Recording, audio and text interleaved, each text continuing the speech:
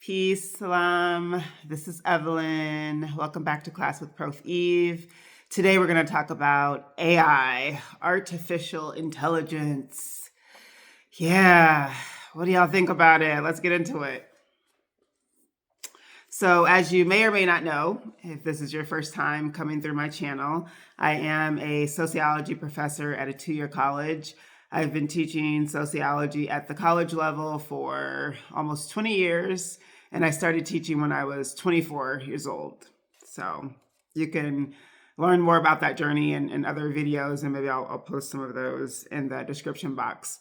I have some notes that I'm referring to. That's why I'm looking down here. But I want to talk to you in this video about how I'm making sense of AI and really welcoming it more into my classroom space, because students are definitely using it. It's not going anywhere. And I'm a person that always wants to learn new things, wants to keep up on what's happening in society. I'm a sociologist, right? So I understand the significance of AI right now. And I don't want to be ignorant. I don't want to be left behind. Even if I decide to never actually use a lot of the tools or whatever, I want to know what it is, how it works. And since my students are going to be using it, I want to be able to talk to them about how to use it most effectively while maintaining their own knowledge, skills, and critical thinking. So I'll talk to you about some ways that I'm attempting to do this. This is new, right? And so maybe I'll come back in another video and let you know how it's going in the classroom. But the first thing is that I have an AI policy for my students. And this is actually something that was mandated by our college, and I'm sure most colleges and universities now have specific AI policies that they have incorporated not only into the institutional policies, but their syllabi as well for specific classes. I don't think that there are a lot of professors at my particular college who have welcomed AI in the way that I have as far as supporting students through it. And I do also know that there are professors who've completely banned the use of it, which I think is irrational because students are still going to use it. They're still going to use it. We're not going to stop students from using AI. I think that some of them would be willing to risk plagiarism, would be willing to risk failing an assignment or failing college. I don't know, getting suspended for college. I think that students are willing to take those risks to get some extra help from ChatGPT. I really do believe that. And so I want to work with my students. I want to educate my students. That's my job. It's not my job to try to prevent them from understanding something better because of my own personal thoughts about it. I really think that's dishonest when it comes to education, especially as a professor. So I created a policy in which I tell my students, you can use AI, but if you do use it in any of the assignments for this class, you have to note somewhere in that assignment that you used AI, like ideally at the top of the assignment, note that you used AI for this assignment and tell me where in the paper you used it. And also tell me what particular AI tool you used. It's like a paragraph long policy, very simple, very straightforward. They get it. It's easy to digest, and it seems to be working okay so far. The interesting thing that I've found is that there's not many students who will use it. And I'm pretty good at noticing its use, especially ChatGPT, because I'm familiar with ChatGPT. I've used it in different ways.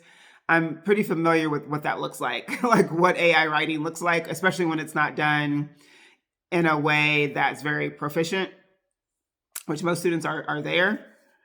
And so I can usually tell if something is like plagiarized or they use AI or something like that.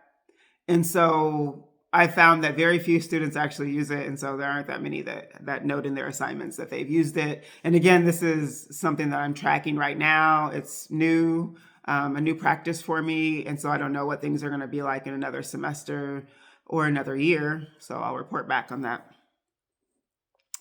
The other thing that I do in my classes is have course paper workshops. So I assign a course paper for all of my classes, regardless of whether it's Introduction to Sociology or Social Problems or Diverse Society, which are all classes that I teach regularly.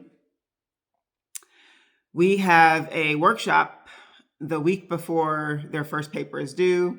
We have a workshop a week before their second paper is due, and we have a workshop a week before the third paper is due. There's a series of 3 short papers that my students write for this course paper project in all of my classes. So these course paper workshops are dedicated time that we spend working on their paper.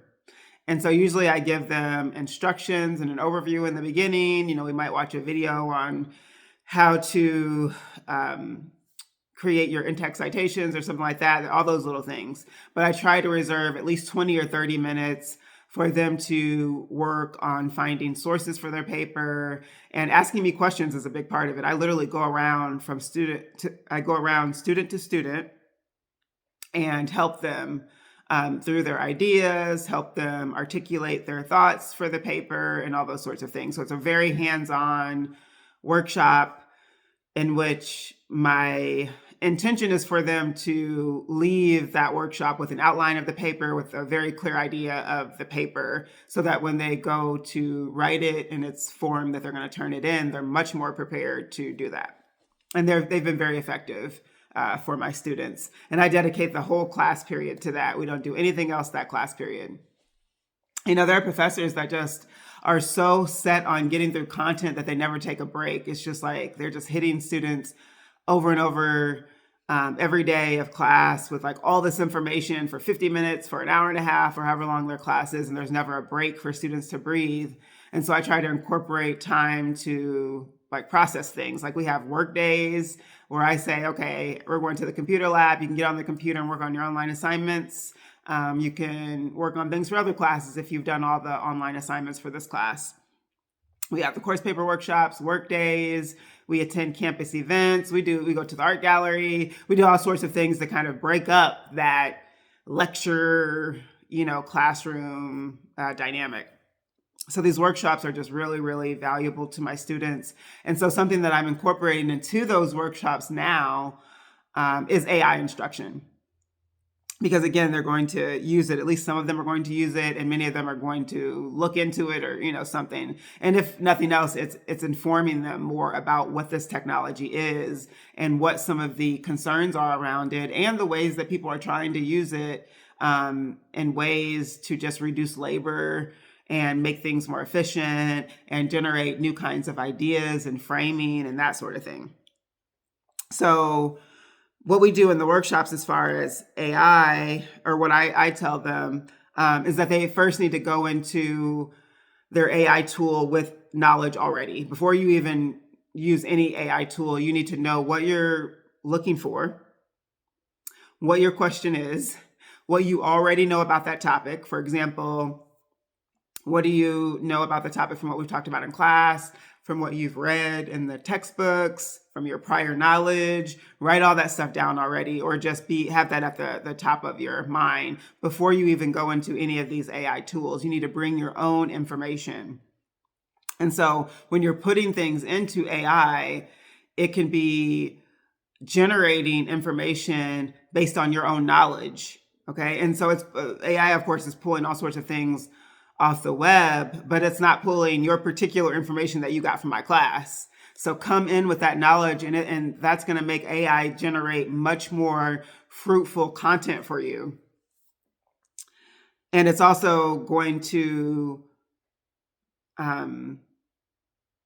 make it so you're not completely relying on AI. Like you're not going in ignorant with no idea about the topic, no idea what to expect, what kind of answers are good, or anything like that, because that's the worst way to use AI. So going in with prior knowledge is number one, and having that at the center, or like literally having the notes in front of you to give to AI for your question that you're putting into the system. We are also learning about good prompts for AI, and that's kind of related to what I said as well. But this is its own thing. The prompts, right? How to generate good prompts for AI, and again, good prompts come from prior knowledge already.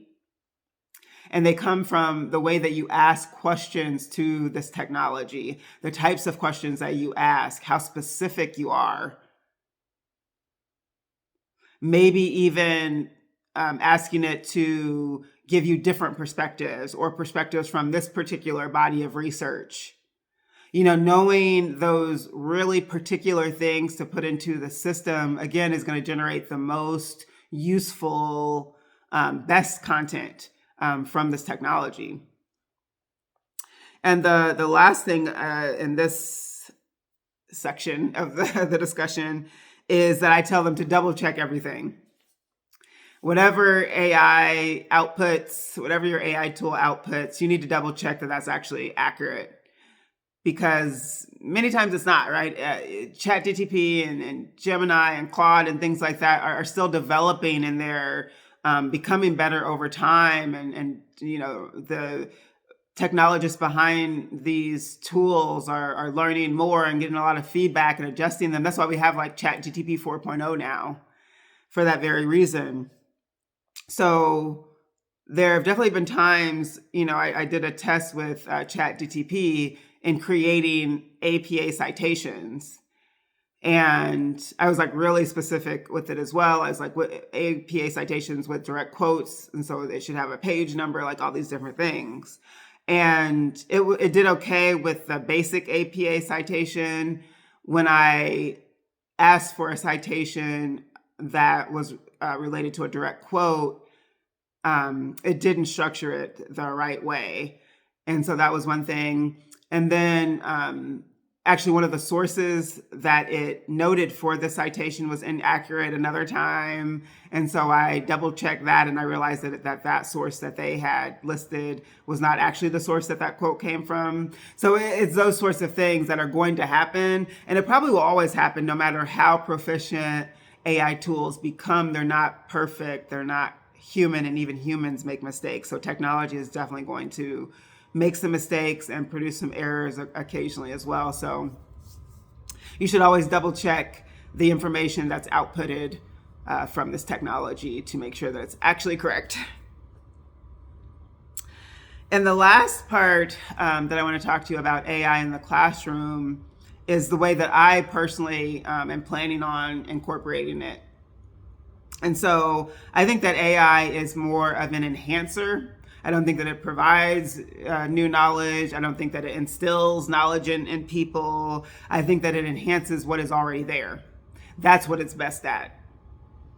And so I am interested in different AI tools and how they can help me develop different types of assignments, how they can help me with assessments and surveys. That's a big one. I actually do some light surveys in my classes pretty often, just kind of asking, how are things going for you?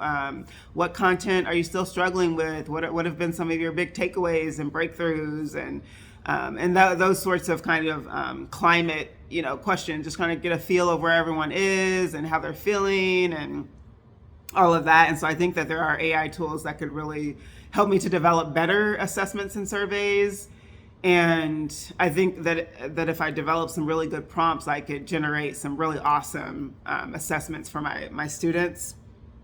So those are some of the things that I'm thinking about, just different ways that AI can enhance some of my projects and assignments and assessments and things like that, and also make my grading load perhaps a little bit easier in some ways as well. I haven't worked out all the details of that, but I'm reading a lot about AI automation and all these different things. And of course, there's some things that are going to be limited by what's acceptable at my college, so I'm mindful of that as well. But AI enhanced strategy is something that I plan on learning a lot about and implementing across not only my teaching, but my coaching and consulting, and other projects, that I'm working on.